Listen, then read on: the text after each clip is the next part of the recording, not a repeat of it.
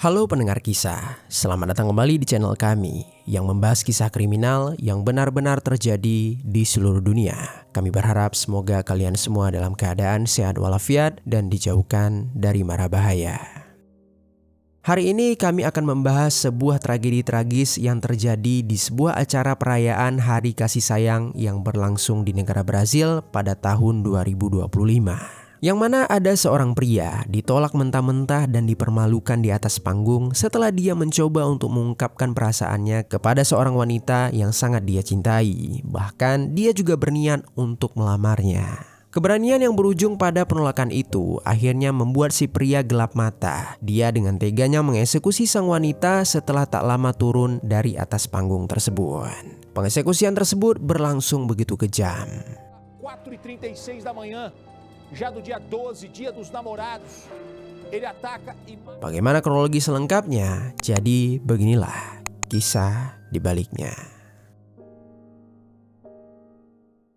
Hari Rabu tanggal 11 Juni 2025, tepatnya di malam hari, di sebuah wilayah di negara Brazil sedang merayakan perayaan Hari Valentine versi lokal. Berbeda dengan banyak orang yang merayakannya pada tanggal 14 Februari, masyarakat di sana terkhususnya yang beragama Katolik memiliki tradisi sendiri, yaitu di bulan Juni, yang mana perayaan tersebut bertepatan dengan perayaan Santo Antonio.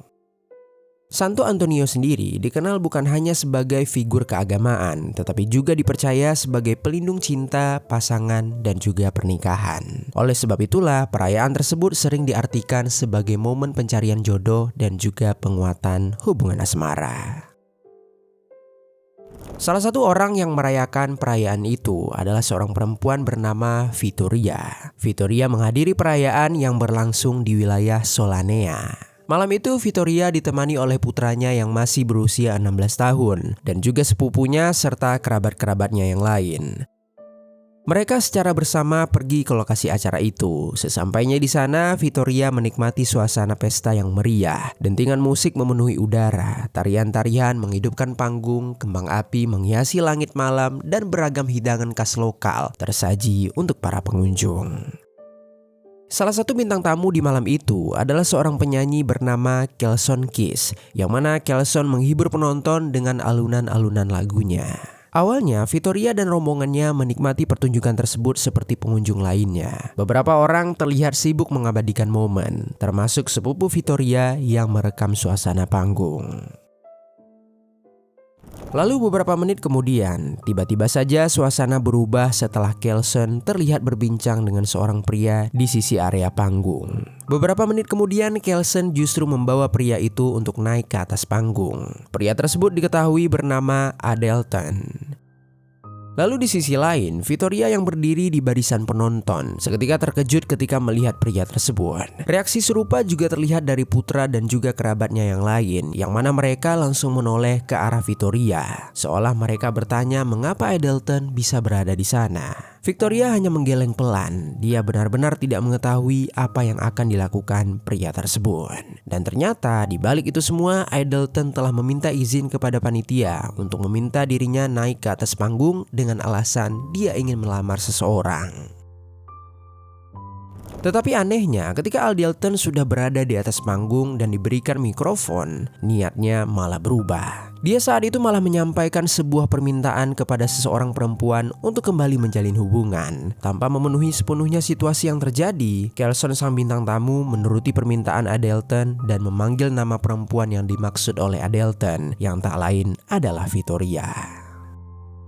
Secara tiba-tiba Adelton memanggil Vittoria agar naik ke atas panggung. Dari sudut pandangan penonton, situasi itu mungkin terlihat sangat romantis. Banyak yang tersenyum, menoleh ke sana kemari, berusaha mencari sosok Vittoria di antara kerumunan. Namun bagi Vittoria sendiri, momen tersebut justru terasa seperti mimpi buruk. Kelson kembali bertanya, apakah Vittoria berada di antara para penonton? Adelton menjawab dengan penuh keyakinan kalau Vittoria pasti berada di sana. Berkali-kali Adelton berbicara, memohon dan menunggu respon dari Vittoria. Namun meski terus didesak, Vittoria tetap menolak naik ke atas panggung.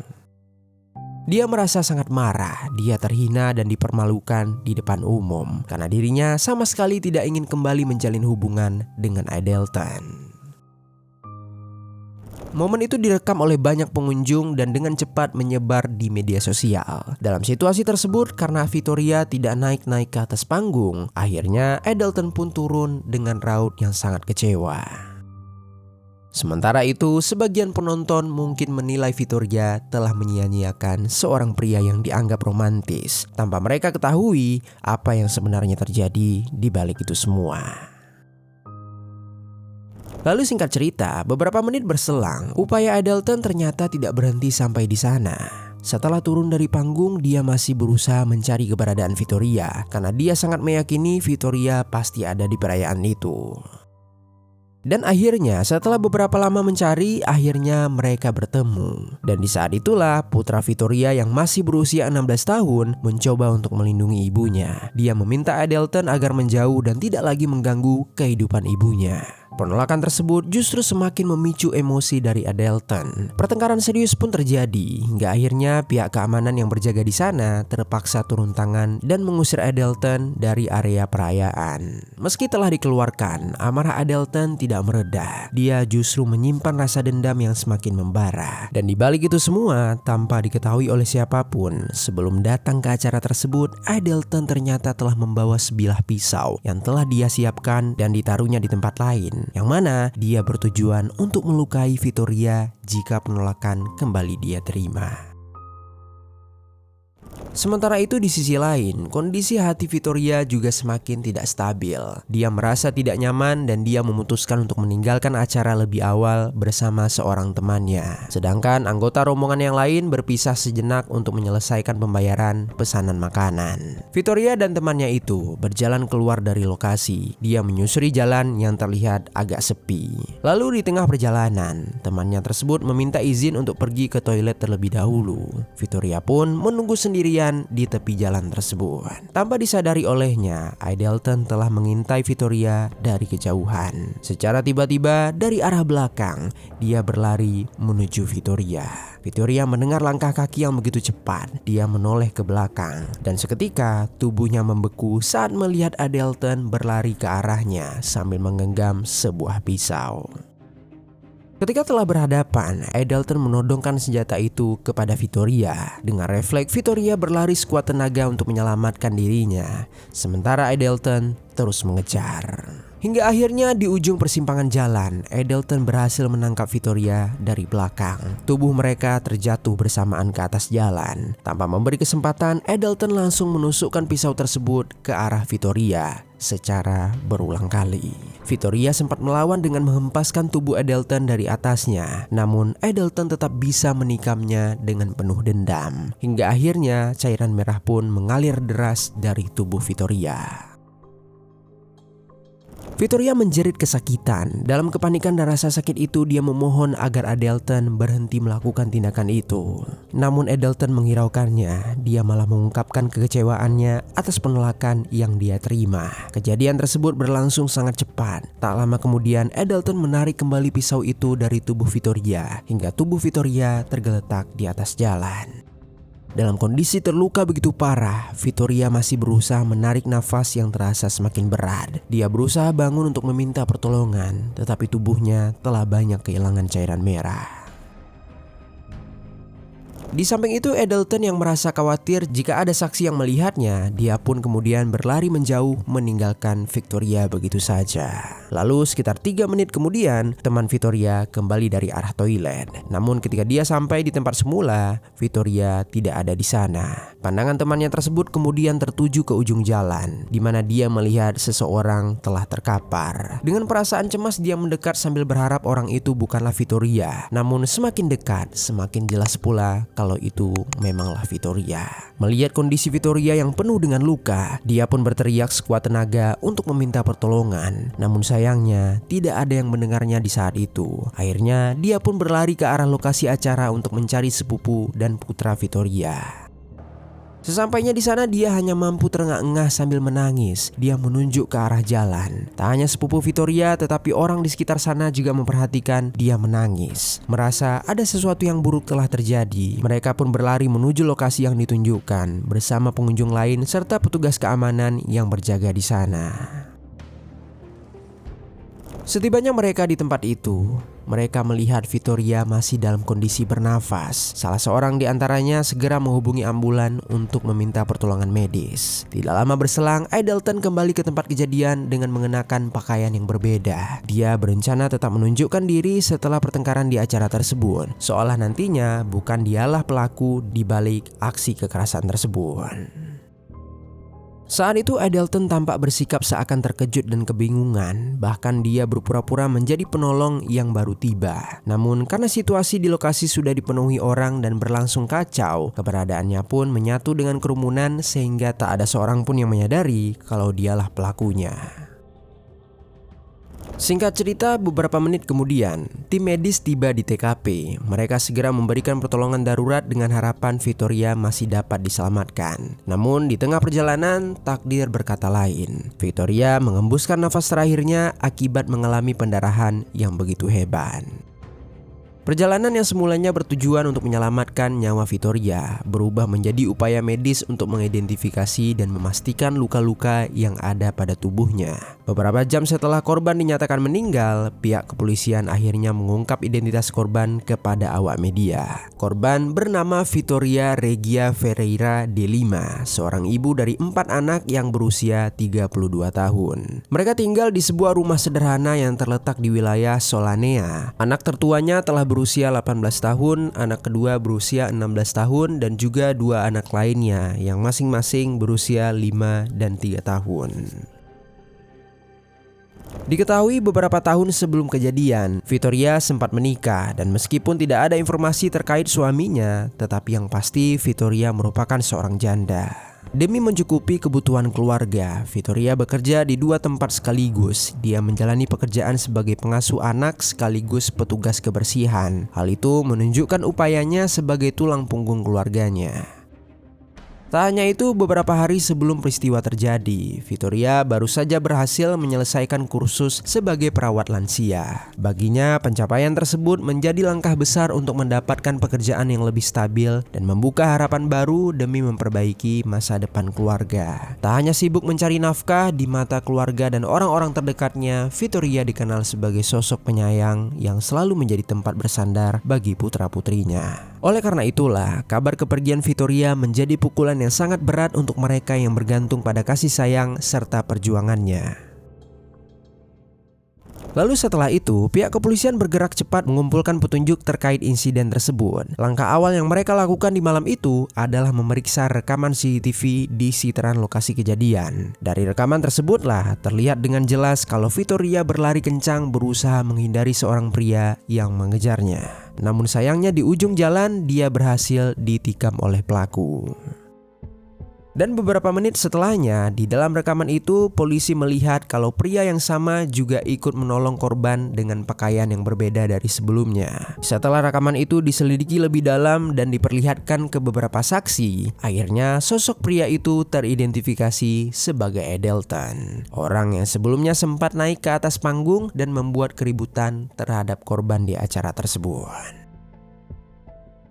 Berdasarkan kesaksian keluarga korban, polisi menyimpulkan kalau pelaku adalah Adelton Silva dos Santos, mantan pacar korban. Hubungan keduanya diketahui hanya berlangsung sekitar 2 bulan, namun telah diwarnai dengan perilaku posesif dan juga rasa cemburu yang sangat berlebihan. Bahkan setelah hubungan mereka berakhir, Adelton masih berusaha mengontrol kehidupan korban. Dia sering menguntit Vittoria, mendatangi rumahnya, menghubungi orang-orang terdekat korban, dan bahkan yang lebih menyeramkan, dia sempat menyewa rumah di jalan yang sama dengan tempat tinggal korban. Berdasarkan rangkaian fakta tersebut, polisi mulai menemukan benang merah peristiwa ini. Pada malam kejadian, pelaku diduga naik ke atas panggung dengan tujuan menekan korban agar mau kembali menjalin hubungan dengannya. Dengan melihat pola perilaku dari Adelton sebelum kejadian, penyidik menilai kalau motif utama tindakannya didorong oleh ketidakmampuan menerima suatu penolakan. Hingga akhirnya, penolakan yang diterimanya tersebut berujung pada tindakan kekerasan fatal yang merenggut nyawa Vittoria. Masih di malam yang sama, polisi segera melakukan pencarian terhadap pelaku. Melalui rekaman CCTV, mereka mencari posisi pelaku yang ternyata tidak berada jauh dari lokasi acara. Beberapa menit kemudian, polisi berhasil menangkap Edelton. Awalnya, dia bersikeras membantah keterlibatannya dan mengklaim tidak melakukan apapun. Meski demikian, polisi tetap membawanya ke kantor untuk menjalani pemeriksaan lebih lanjut. Di kantor polisi, pelaku dihadapkan pada bukti-bukti yang cukup kuat, termasuk rekaman CCTV serta senjata tajam yang ditemukan di dekat TKP.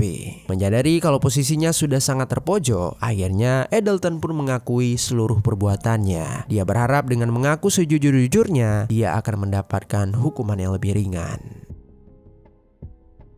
Edelton juga mengungkapkan kalau setelah meninggalkan korban, dirinya sempat pulang ke rumah untuk mengganti pakaian sebelum akhirnya dia kembali lagi ke lokasi dan berpura-pura menolong korban agar tidak menimbulkan kecurigaan. Di waktu yang hampir bersamaan, polisi menerima laporan dari tim medis yang menyatakan kalau korban mengalami 8 luka tusukan yang menjadi penyebab kematiannya.